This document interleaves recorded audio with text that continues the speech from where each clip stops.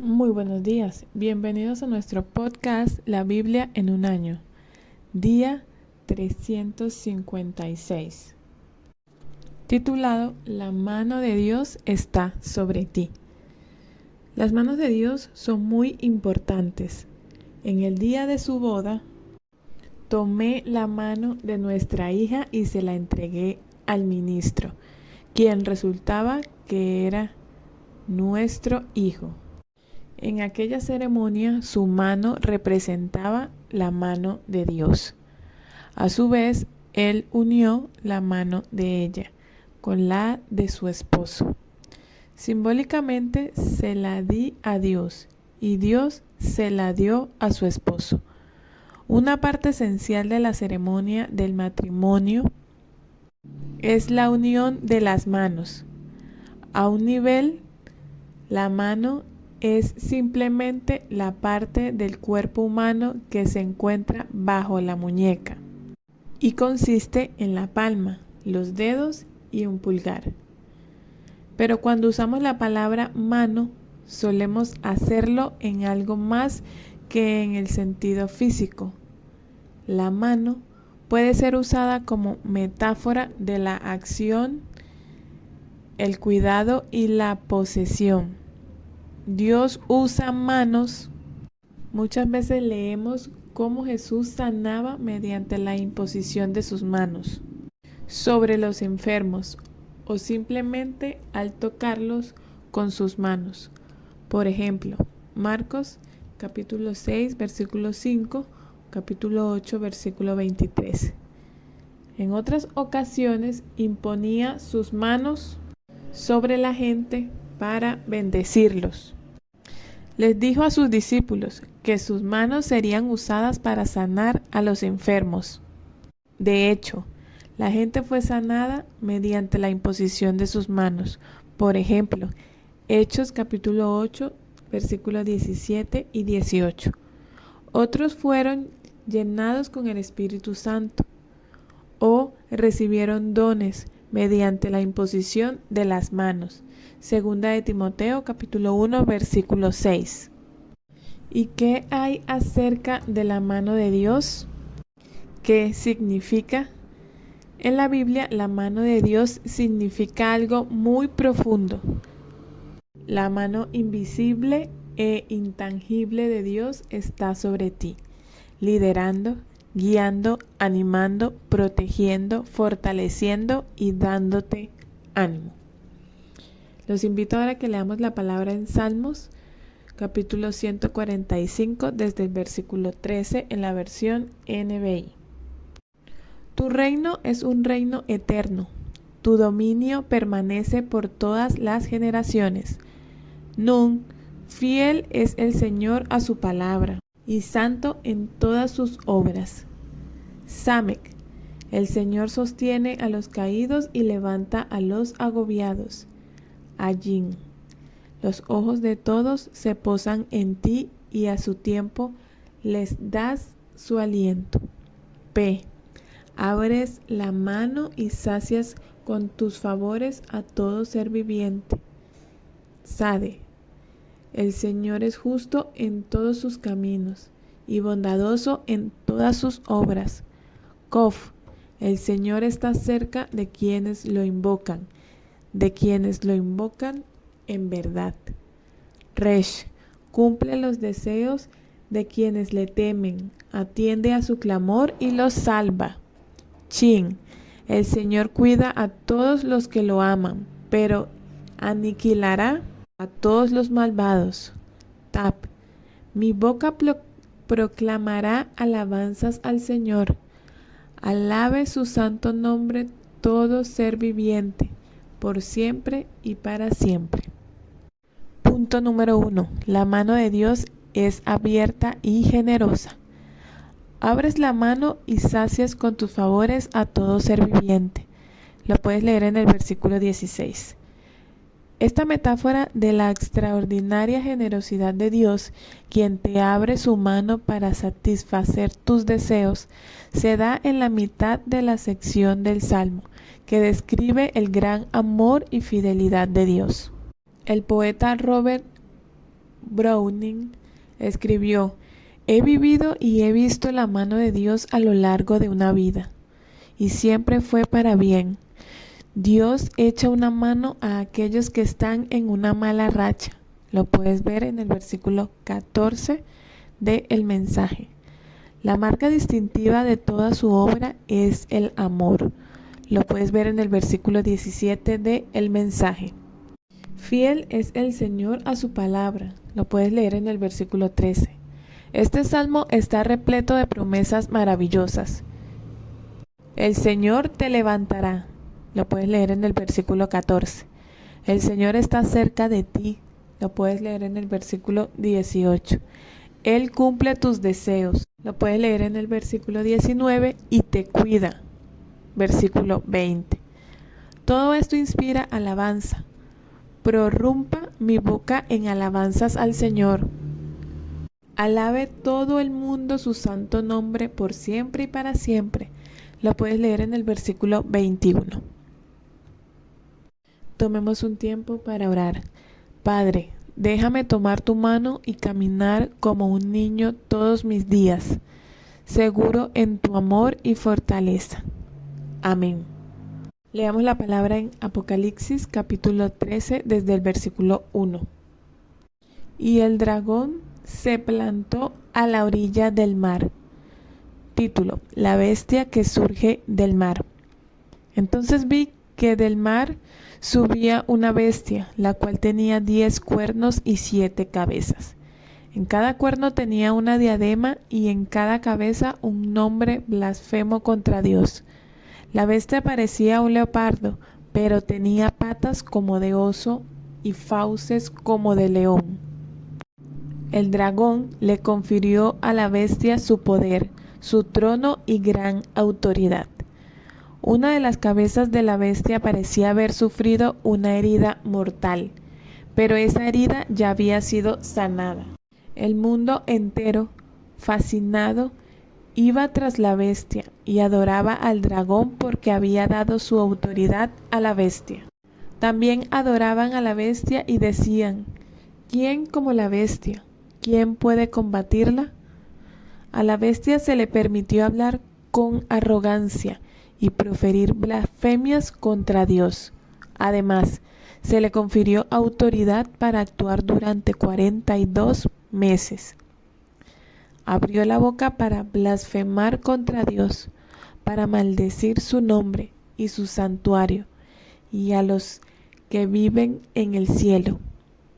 También se le permitió hacer la guerra a los creyentes y vencerlos, y se le dio autoridad sobre toda tribu, pueblo, lengua y nación. A la bestia la adorarán todos los habitantes de la tierra, aquellos cuyos nombres no han sido escritos en el libro de la vida, el libro del Cordero que fue sacrificado desde la creación del mundo. El que tenga oídos, que oiga. El que deba ser llevado cautivo, a la cautividad irá. El que deba morir a espada, a filo de espada, morirá. En esto consiste la perseverancia y la fidelidad de los creyentes. La bestia que sube de la tierra. Después vi que de la tierra subía otra bestia.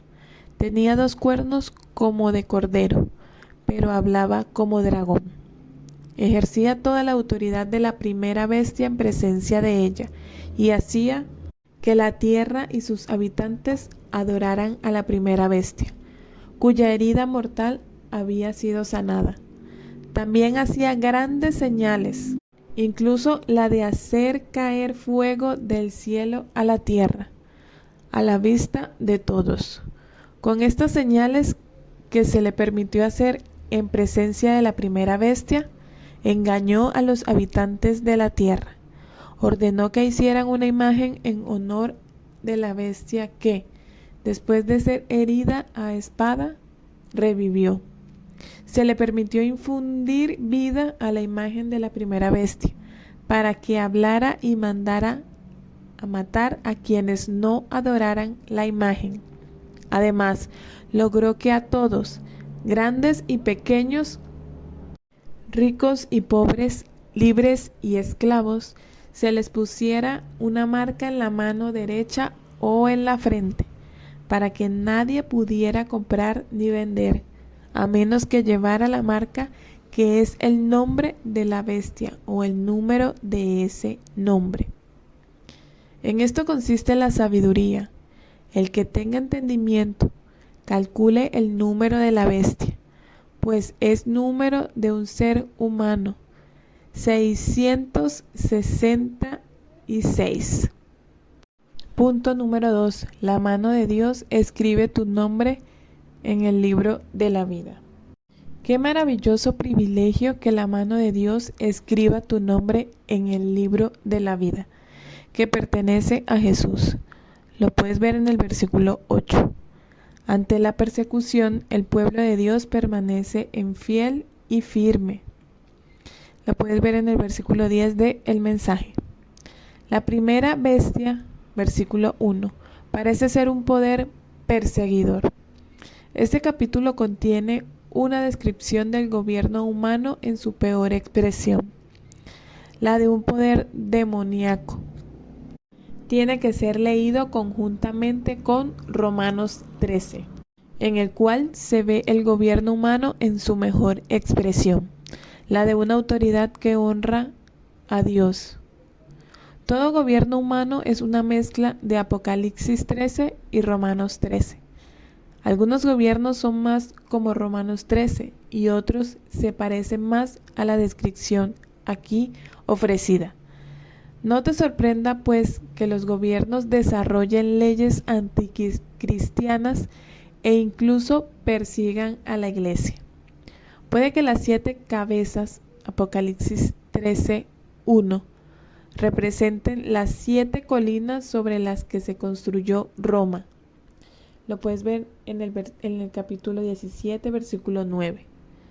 El profeta Daniel vio bestias que parecían el leopardo, el oso y el león, representando los 3 poderes mundanos sucesivos. Daniel capítulo 7, versículo 3. Aquí aparecen todos fundidos en una sola cosa. Apocalipsis capítulo 13, versículo 2. La herida mortal que ya había sido sanada, lo puedes leer en el versículo 3, puede referirse a Nerón, notorio por su persecución a los cristianos, quien intentó suicidarse en el 68 después de Cristo y se creía que había sobrevivido o regresaría vivo de nuevo, de acuerdo con la leyenda.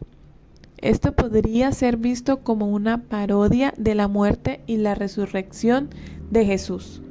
La bestia ataca al pueblo de Dios durante 42 meses, o 3 años y medio, el cual es típicamente el periodo que representa el tiempo entre la primera y la segunda venida de Jesús, es decir, la era de la iglesia. La bestia persigue a la iglesia, hace la guerra a los santos, lo puedes leer en el versículo 7, y tiene un enorme séquito. Los únicos que no la siguen son aquellos cuyos nombres están escritos en el libro de la vida, que pertenece al Cordero, que fue sacrificado desde la creación del mundo. Lo puedes leer en el versículo 8. La segunda bestia es una figura sucedánea de Cristo. Realiza grandes señales milagrosas. Lo puedes leer en el versículo 13. Y es un embaucador. Fuerza a todos a llevar su marca en la mano derecha o en su frente. Lo puedes leer en el versículo 16. Su número es el 666. Lo puedes ver en el versículo 8.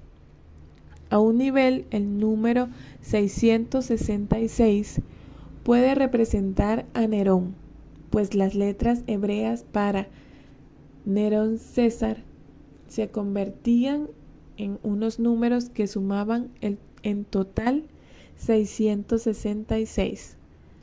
A otro nivel, los números en Apocalipsis son normalmente simbólicos.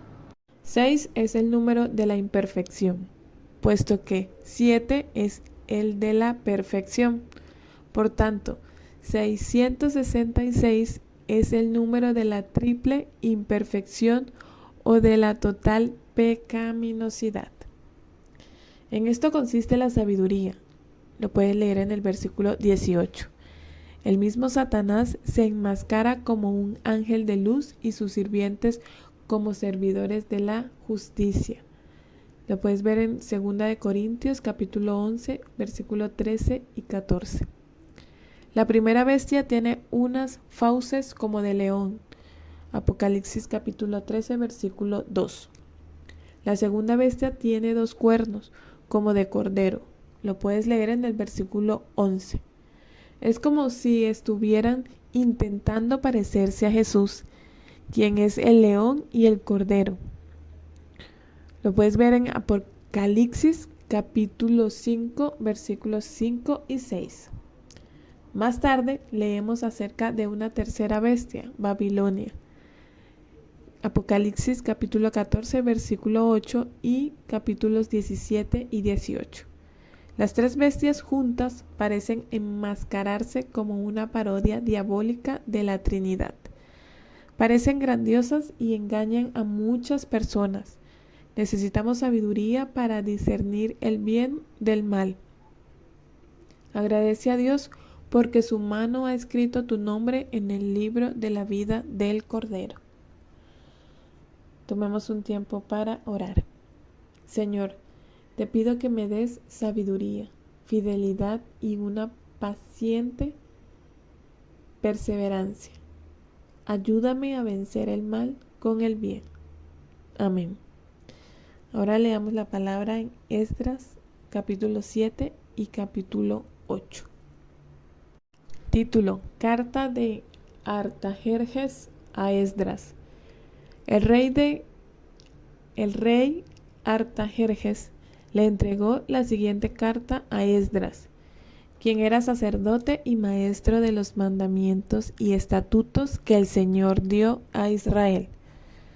Artajerjes, rey de reyes, a Esdras, sacerdote y maestro versado en la ley de Dios del cielo, saludos. He dispuesto que todos los israelitas que quieran ir contigo a Jerusalén puedan hacerlo, incluyendo a los sacerdotes y levitas. El rey y sus 7 consejeros te mandan a investigar la situación de Jerusalén y de Judá, conforme a la ley de tu Dios que se te ha confiado. Lleva el oro y la plata que el rey y sus consejeros han ofrecido voluntariamente al Dios de Israel, que habita en Jerusalén. También lleva contigo toda la plata y el oro que obtengas de la provincia de Babilonia, junto con los donativos del pueblo y de los sacerdotes para el templo de su Dios en Jerusalén. Con ese dinero compra, sin falta, becerros, carneros y corderos, con sus respectivas ofrendas de cereales y de vino, para ofrecerlos en el altar del templo del Dios de ustedes en Jerusalén.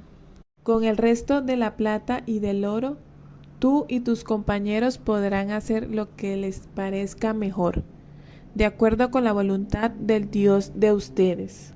Pero deposita en el templo los utensilios sagrados que se te han entregado para rendir culto a tu Dios en Jerusalén. Cualquier otro gasto que sea necesario para el templo de tu Dios se cubrirá del tesoro real.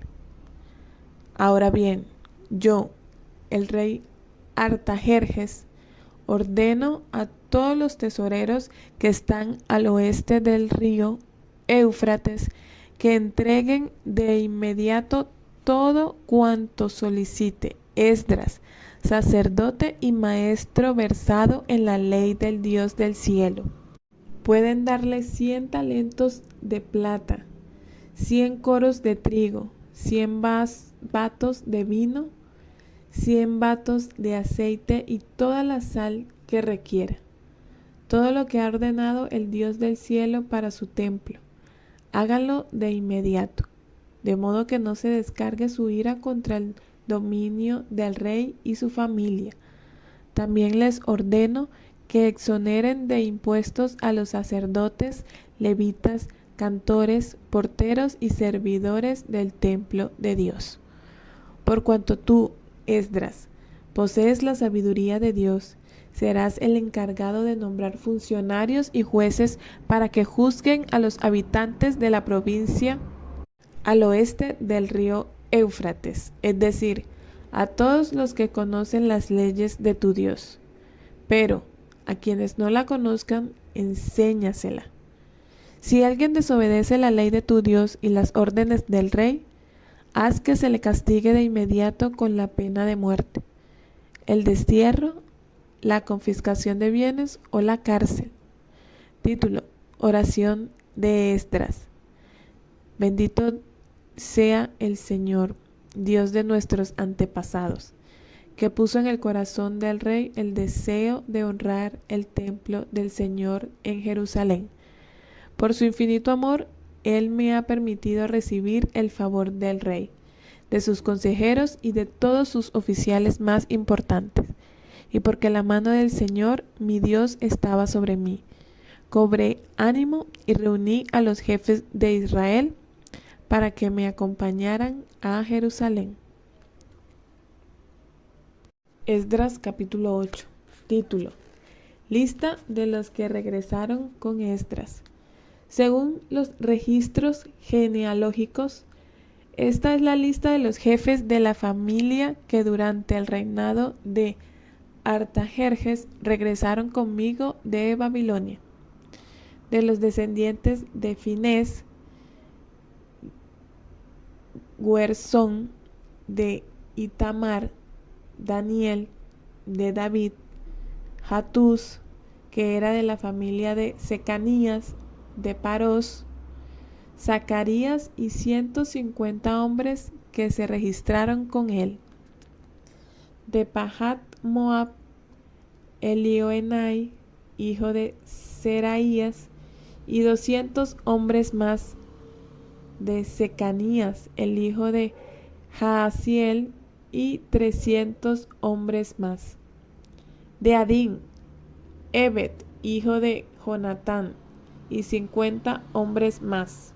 De Elán, Isaías, hijo de Atalías, y 70 hombres más. De Cefatías, Zebadías, hijo de Micael, y 80 hombres más. De Joab, Abdías, hijo de Jehiel, y 218 hombres más. De Selomit, el hijo de Josifías, y 160 hombres más. De Bebai, Zacarías, hijo de Bebai, y 28 hombres más. De Asgad, Joanán, hijo de Jacatán, y 110 hombres más. De Adonicán, Elifelet, Jehiel y Semaías, los últimos de esta familia, con los cuales se registraron 60 hombres más. De Bigvai, Utai, Zacur y 70 hombres más. Punto número 3. La mano de Dios en aquellos que lo adoran. La mano de Dios estaba sobre Esdras. El libro de Esdras trata de una comunidad empezando de cero. No se trata de un solo hombre. No obstante, Dios usó a Esdras de una manera especial. Esdras sabía que la mano del Señor estaba sobre él. Así me fortalecí, pues la mano del Señor mi Dios estaba conmigo, y reuní a los principales de Israel para que partieran conmigo. Capítulo 7, versículo 28, Reina Valera 2015. Esdras se lleva 1500 hombres más con él, hasta un total de probablemente 5000 personas. En el pasaje de mañana también leemos: La bondadosa mano de nuestro Dios estaba sobre nosotros. Lo puedes leer en el versículo 18 de la Nueva Traducción Viviente. La mano protectora de nuestro Dios está sobre todos los que lo adoran. Lo puedes ver en el versículo 22 de la Nueva Traducción Viviente. La bondadosa mano de nuestro Dios nos protegió y nos salvó de enemigos y bandidos a lo largo del camino. Lo puedes ver en el versículo 31 de la Nueva Traducción Viviente. Cuando adoras a Dios, puedes estar seguro de que la mano de Dios también está sobre ti. Esdras era un sacerdote y un maestro que había estudiado las Escrituras muy detalladamente. Sacerdote y escriba que estudiaba y enseñaba los mandatos y decretos del Señor a Israel. Dios obró por medio de un líder secular, Artajerjes, para realizar su propósito. Una vez más, se nos recuerda que en las manos del Señor el corazón del rey es como un río. Sigue el curso que el Señor le ha trazado. Proverbios capítulo 21, versículo 1. Artajerjes escribió una carta ordenando la provisión para Esdras. Esdras capítulo 7, versículo 12 en adelante. Aquí vemos un ejemplo de un gobierno secular que es más como en Romanos 13 que como Apocalipsis 13. Artajerjes escribe: por la presente, yo y mis 7 consejeros te ordenamos que averigües la situación en que están Judá y Jerusalén, basado en la ley de tu Dios, la cual está en tus manos. Esdras capítulo 7, versículo 14 de la Nueva Traducción Viviente.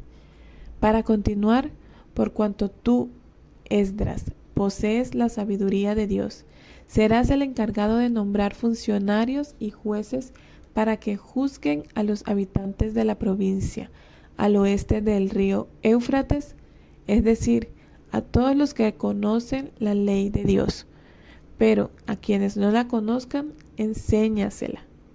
Lo puedes leer en el versículo 25. Esdras dice: bendito sea el Señor, Dios de nuestros antepasados, que puso en el corazón del rey el propósito de honrar el templo del Señor en Jerusalén. Por su infinito amor, Él me ha permitido recibir el favor del rey, de sus consejeros y de todos sus funcionarios más importantes. Lo puedes ver en los versículos 27 y 28. Cuando la mano de Dios está sobre ti, eres como una luz en una repisa. Mateo capítulo 5, versículo 15. Su luz brilla saliendo de ti y atraerá a la gente a Él. Te usará como líder, equipándote con toda la valentía y autoridad que necesites. Tomemos un tiempo para orar. Señor, gracias por estas maravillosas palabras, porque el Señor, mi Dios, estaba conmigo. Cobré ánimo. Gracias por tu amor, misericordia y protección. Te adoro hoy. Gracias porque tu mano generosa está sobre mí. Amén. Pipa añade: me está costando un poco el Apocalipsis. Hoy estaba buscando reconfortarme con la Biblia, así que creo que me quedaré con el Salmo. No estoy segura de sentirme lo suficientemente fuerte para afrontar la persecución. El Señor es bondadoso en todas sus obras. Salmo capítulo 145, versículo 13. El Señor levanta, sostiene, sacia, está cerca y cuida. Lo puedes ver en los versículos desde el 14 al 20. Ya me siento mejor. Este devocional ha sido escrito por los pastores Nicky y Pipa Gumbel de la iglesia HTB en Londres. Y esta que le da voz a este devocional, Mónica Flores. Dios los bendiga.